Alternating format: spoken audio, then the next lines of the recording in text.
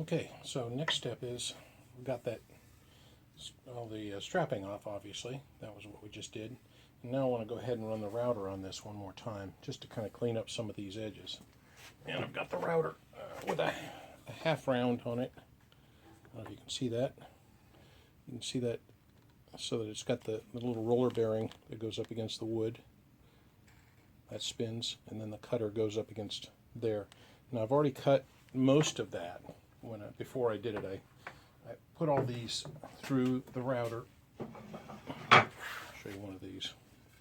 So I went ahead and routed them. So they're pretty close. But now what I did was, when I routed them before, I routed them flat like this. So they went across the router this way, like that. Now what I'm going to be doing is going this way on them. And it cuts just a little differently that way. So what it looked like when I'm cutting is more like this. So I'm going to cut across like this. So this is going to be noisy. Cover your ears. Maybe I'll put some music over this.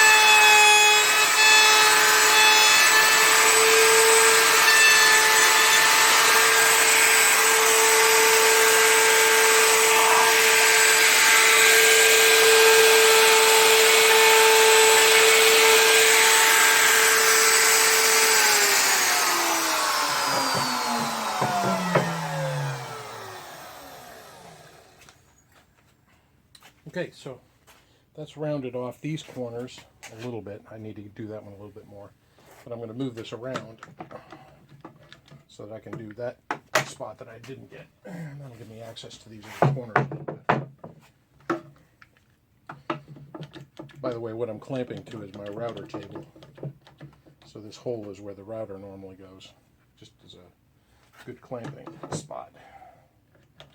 Allows me to clamp it and get to the rest of it. By the way, I can't route here with this big flat router, so I'm just going to have to do that sanding by hand, but that's all right. Most of this is really just fine work. Okay, here we go again. One more loud one.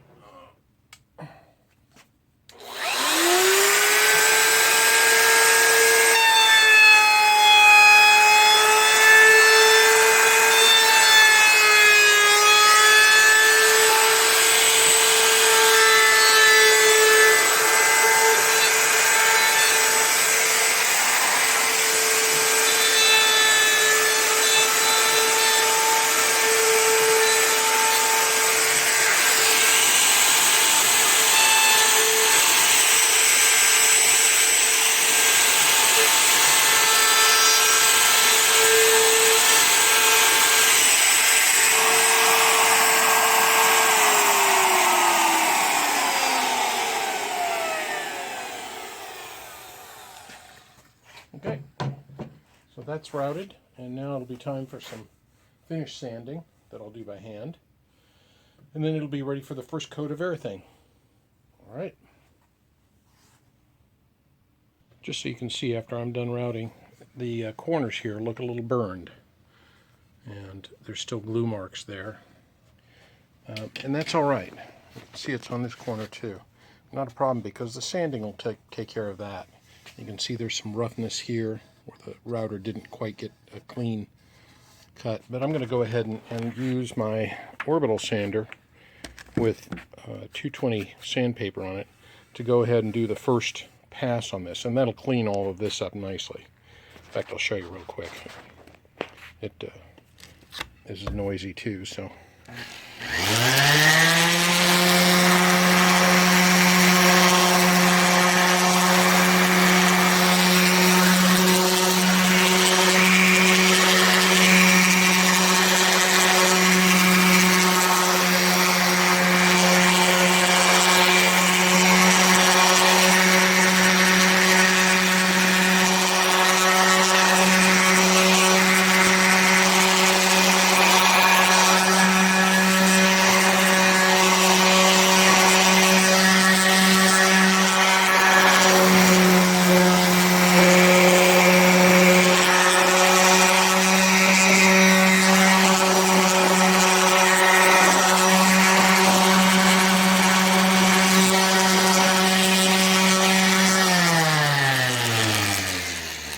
Well, it's about as good as I can do single-handed holding the camera like that, so I'll continue on and you can see what it looks like when I get all done. So this is what it looks like after the rotary sander. You can see it cleans up a lot of what's going on the wood. So I'll do the continue by hand, but that you can see that the rotary sander does a great job. You could do it by hand too, but the rotary sander does a great job of evening everything out and making a nice angle there. Just a side note, those are amazing inventions, I tell you. I remember the day when we didn't have those, and trying to get this without any sanding marks was very difficult. So whoever invented that, thank you very much. Appreciate it. Alright, so it's time to put the first coat of Varathane on this one. This one is drying. Put that on there already. So this is the one that we just took the clamps off of and I did the sanding on. So this is what I'm using. It's a clear satin Varathane by Minwax, and there's not much to it. It's just do a light coat, and then I'll sand it to get anything that's raised up. So it just goes like anything else. I'll just spray it on. Now, I've chosen not to put a stain on this wood, even though it would respond nicely to a stain. But my better half, my true love, has said she likes the light color on this, and I agree with her. I think this is going to look real nice in our kitchen up against the melamine. So keeping it light. So you see I'm just doing a light coat on it there, but keeping the color light is going to work out really nicely with this wood. It does have some figure in it that would be nice to bring out, but I get you in the picture there. But the only way to get the figure to come out is to use some stain on it, and that just, there's no way to keep that from darkening up the wood. So you probably can't see it on the camera, and maybe in really good light you could see the figure in this maple, but that's all right. That's just fine. So there we go. That's all there is to that. Looks like a little more down here to get down low. It doesn't take too much, and I don't have to be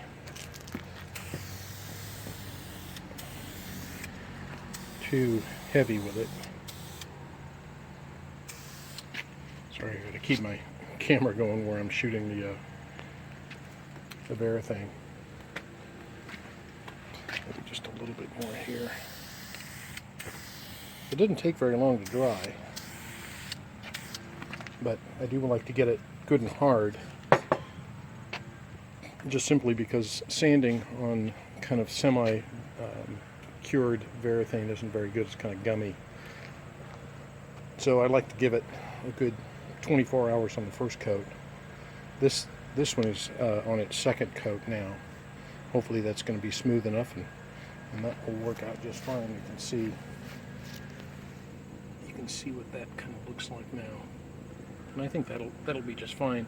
This is hard rock maple is what they call it, and it is tough wood. So the Varathane is there just to sort of keep the finish on it. The maple itself should be hard enough to withstand the rigors of being in a pantry and having cans of food banging up against it. That Varathane will just give it that much more protection. So, plus it puts a nice kind of a sheen on it there. So, all right. Well, and I've got another one clamped and ready to, it's going to be drying overnight. I'm just going to continue this process of clamping, gluing, clamping, letting it dry, and then doing the sanding and getting the Varathane coats on it. So you can see there's 2 more to go. So this is number 4 actually. Number 3 was, or the first one I did was the one that went on the floor. I've got to work on that a bit. I wanted to do a quick tutorial. Let me pull back a little bit here on what I was doing for sanding to be able to achieve the smoothness that I was looking for here. So I started with here. This is 150, and I'm putting all this on my orbital sander. So you can see the disc is going to fit a 5-inch orbital sander. So I'm using 150. That's kind of my first pass. And hopefully that takes a lot of the saw marks and anything that would be router marks out of it. Then I go to 220. Again, orbital sander. You can see it's purple material. Doesn't have to be that, but I think I got all these at Home Depot. So 220. And that gets anything that the 150 left and starts to get kind of a nice shine to it. Then I go to 400. You can see here this is another disc one. This is an unusual material. This is like a net. It's kind of interesting stuff. So the first time I've used this, and it actually does a really nice job. And then lastly, I use very fine steel wool. And what this does is actually polishes the wood. And I hope you can see this. It's a little hard maybe, but right here I've polished, and I haven't here. And I was going to do that for you right now just to show you what that looks like as you get it polished. Let me get these out of the way. So I've polished over here with the steel wool, and now I'm going to go here. And hopefully you can see what it looks like. It doesn't take much.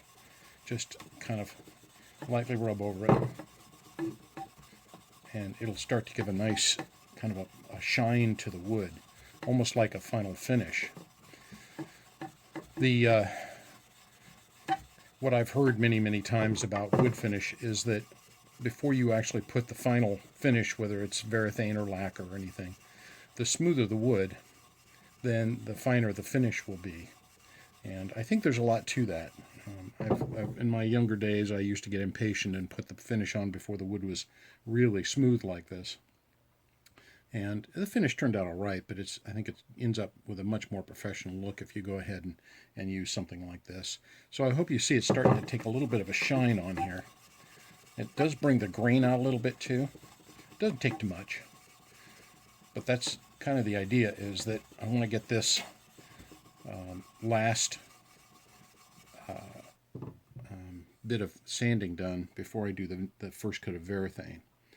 One other trick I'll show you is that when I was sanding all of this, the corners get a little bit of glue in them. I don't know if you can see that there, but they have a little bit of a glue bead that comes out, and so I used, just to get in that corner, I used a steel file to get down there and very gently get that glue bead out of there so there's not something that looks too horrible.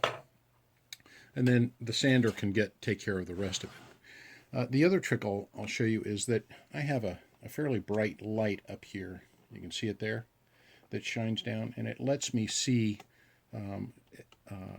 saw marks. If I look at this top rail up here and along the edge, I can see any imperfections in the wood much better if I have a bright light that I'm looking at it with. So if you have something like that, it will help you to identify any defects in the wood that you want to sand out before you keep going to the next phase. Anyhow, I'll leave it at that, but you can see why I wanted to glue this together as a frame first before I put the bottom in. Is not only does it allow me to finish this wood very nicely, but I'll end up being able to spray the varathane on without having to worry about getting it on the melamine base that goes in there. So next I'll show you how after I've got the varathane finish on it. And I usually put 2 to 3 coats with a sanding with this in between coats of varathane. The first coat of varathane will probably feel fairly rough even though you've done all this nice smooth work on it. But a light sanding with this, then another coat of varathane, and then I usually go ahead and do a third coat. Just that third coat makes it really nice and shiny and smooth. So it's worth the effort if you want to take the time to do this to be able to get that on. So next I'll show you what it looks like gluing the melamine base in here. All right. So here we are with the varathane clear satin. I've just put the first coat on. Not too heavy. Try to keep it as kind of as light as possible. Still good coverage. And this first coat will probably raise the grain just a little bit. Just kind of the way these kinds of things are. Any kind of liquid tends to raise the grain, and so that's what we're sanding off with that light steel wool. Is just taking that little bit of grain that gets raised up. As well as any dust particles that may have gotten into it. So that's the first coat of everything.